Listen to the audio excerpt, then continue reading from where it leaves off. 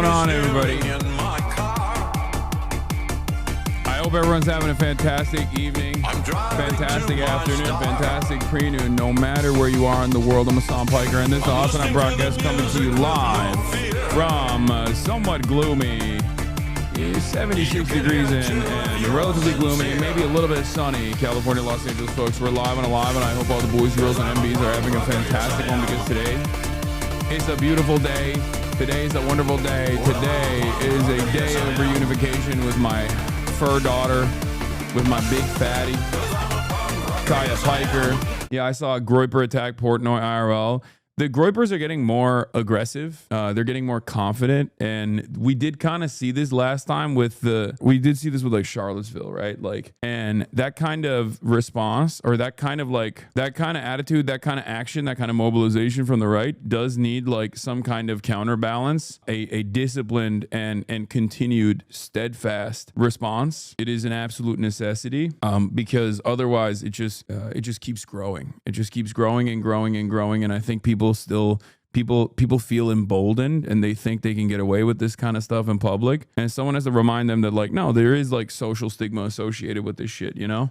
And I'll be honest, like, I despise Dave Portnoy.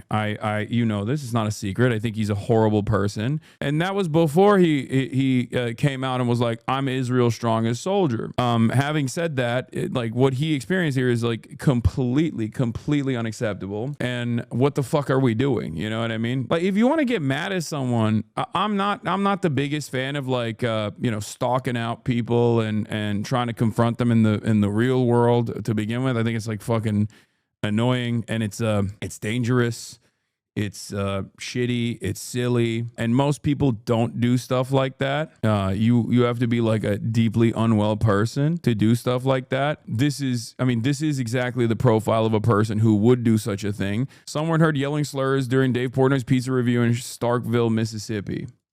Hey, fuck the Jews! Fuck you, Dave Portnoy!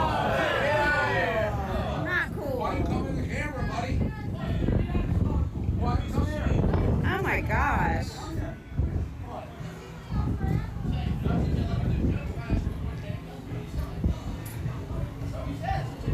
You're a whole ass loser, bro. Straight up. You do shit like that, you're a whole ass loser. Just remember that, okay? Yeah, in Mississippi, who would have thought? I mean, it's not surprising. Hassan, what is the majority of YouTube and Twitch not like you? I think it's more so the channels that you see. That's just what it is. And it is overwhelming. There's an overwhelming amount. There's like an entire industry designed around never really revealing what your politics are, but actively just like hitting left. It does have the capacity to cook your algo, because there's just so much of that kind of content. And I think that's why you see a lot of people entertain this kind of shit, and especially on like the apolitical side of Twitch and the apolitical side of YouTube, like the slop tubers and whatnot. They just constantly do this thing where they are trying to find whatever they can, trying to grab onto whatever they can and turn into drama. Someone with like an actual political vision. But it's okay.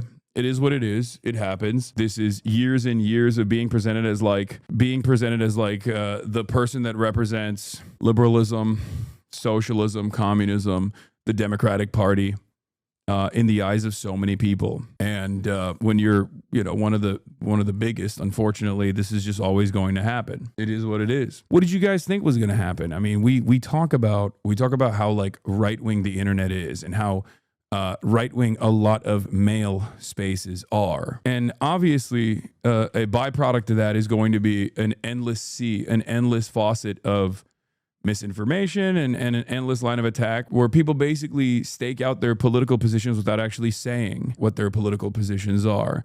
And it's actually one of the best ways to do it is attack someone who is a representative of like the Democratic Party, liberalism, socialism, communism, all of that, by focusing on the drama revolving around that sort of shit. I try to stray away from entertaining that shit to the best of my ability, because like I think it does get in the way of trying to do the coverage that I want to do. And if you're constantly on a defensive posture, people are just gonna be like, yeah, dude, you suck. You're always on your fucking drama shit. Fuck you, this is boring. So we just keep pushing.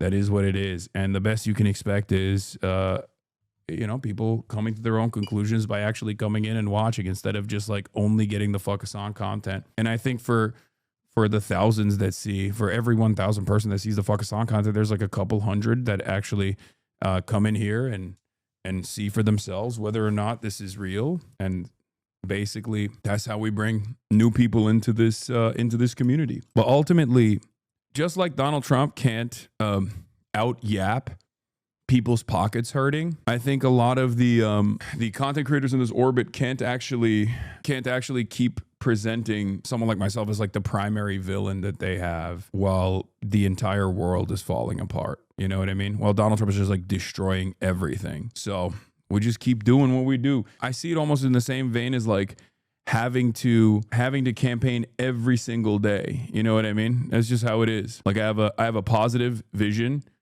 for a better future, and I will continue staying the course and continue talking about how we achieve that no matter what happens.